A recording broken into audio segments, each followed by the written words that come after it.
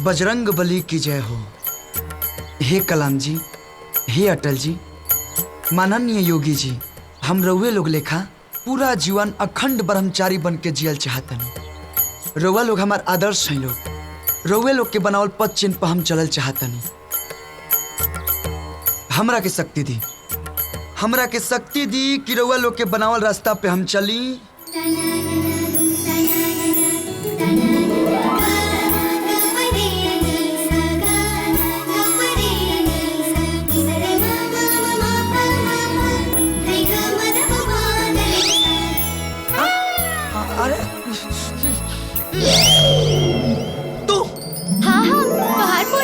पिछला 5 बरिस से तोहरा खातिर सज धज के तैयार बानी कि कब हमरे से ब्याह करब और तू ए जब ब्रह्मचर्य की प्रतिज्ञा लेता रह।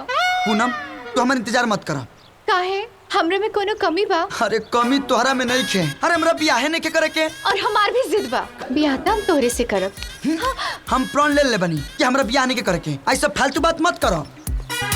अरे ए, हमरा प्रतिज्ञा बा, ब्याह त हम तोहरे से करब।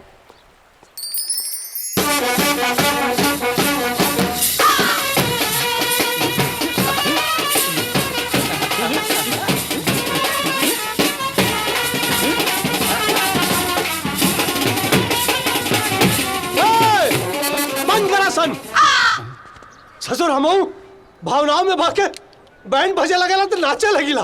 अरे बुलाए जाला कि 6 बेर हमार बियाह कलुआ काट चुकल बा। ना नाचब ना हम। तो का करे के बा अंकल?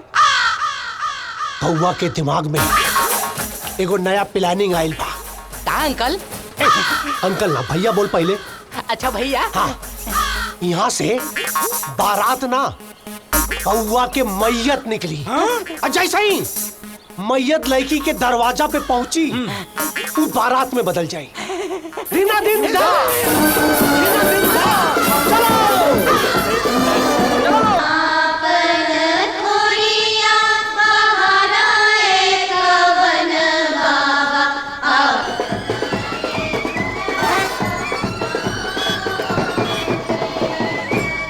मान गई तुम्हारा दिमाग के अंकल। अरे ससुर, हम बियाह करे जात हई तब बोते हमरा के अंकल कहता रे। सॉरी भैया। हाँ भैया, बारात के बाद तो मैयत बहुत देखले बानी, बाकी मैयत के बाद बारात पहली बार देखत बानी। और खाली बारात ना, सुहाग रात भी। सुहाग रात देखे के मौका मिली का? उतार के 4 जूता मारब ससुर, सुहाग रात देखबे हमार है?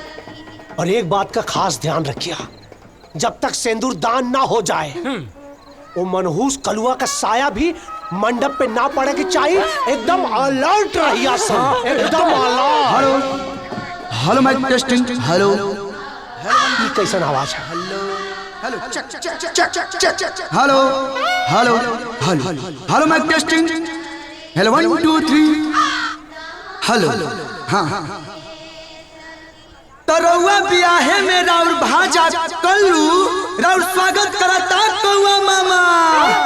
कलुआ तो सुनी सभे, घराती बराती चराती पराती इत्यादि सब लोग ध्यान से सुनी। एगो महत्वपूर्ण और भयानक सूचना, और ये सूचना कौआ मामा से ही संबंधित बा। सुनाई।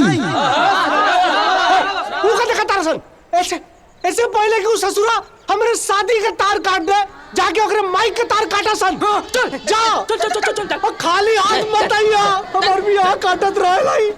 अरे शादी नहीं बर्बादी है, इस शादी नहीं बर्बादी है। और हमरे कौआ मामा के 7वां हेलो हेलो टन टना टन टन टना टन टन टना टन टन टन। बड़बड़ो जतना मन बा बड़बड़ा के।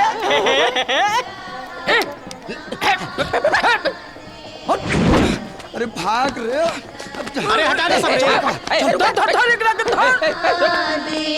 अरे चाची, ये दुल्हा दामाद ना मनहूस दामाद हो। ई का कहता रे बबुआ? अरे वो है जौन सच्चाई बा। अरे पहिल के बियाहे के टाइम तो कन्यादाने के टाइम ससुर जी के टाइम खत्म, सीधा ऊपर। अरे झूठ बोला ताई। अरे दूसरे बियाहे में तो का कहीं घरे में आग लग गई, सासू माता के कहानी खतो हरे आगियों के जरूरत ना पड़ले दादा अति सारा रुक मार दे बिजलू अति सारा बियाह में तो ये चाची मामी के कहानी खत्म चौथा रुक तो माई की क्रिया चौथा बियाह में जेवे दुआरे बरियात आइल चाचा जी के कहानी खत्म ओ बेलकी के का होए दादा ओ बेलकी के का होई जिंदगी बर्बाद हो जाए दादा के मार के अरे हां से निकल रे अब देखा कब चल चप्पा का काम हो गया चल का भाई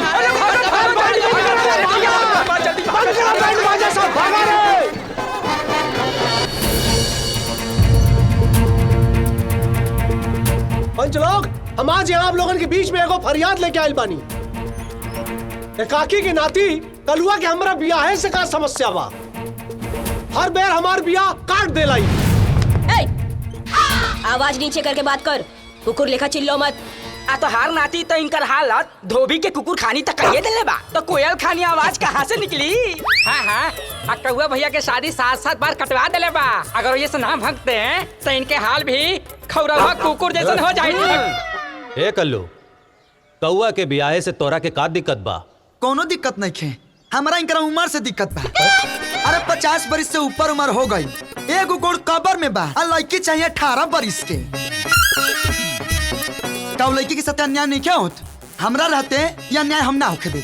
अच्छा बड़का समाज सुधारक भइल बड़ा तब ठीक है कल हमार बियाह ना हुई सबर कर लेब हम लेकिन है बाबू हम वहू देखतानी तोर बियाह कैसे होता। एक कौआ मामा ढेर गाँव का मत करा कल्लू कल्लू हम इनकरा लेखा माथा पर मार लेके नहीं घुमत अरे हमरा बियाह नहीं के करे के अगर हम एक बार कह दी कि हम बियाह करम तो लड़की के लाइन लग जाई तू अपन सोचा है बुढ़ाऊ बुढ़ाऊ के कर संभाला रे सुमित्रा देवी के हवेली में कुकुर बिलार के भी ब्याह हो जाला कौआ फिर ये तो हमार नाती है जैसे हमार बियाह का सपना रह गए ना तोरे नाती के बियाह का सपना भी सपना रह जाई चैलेंज बा।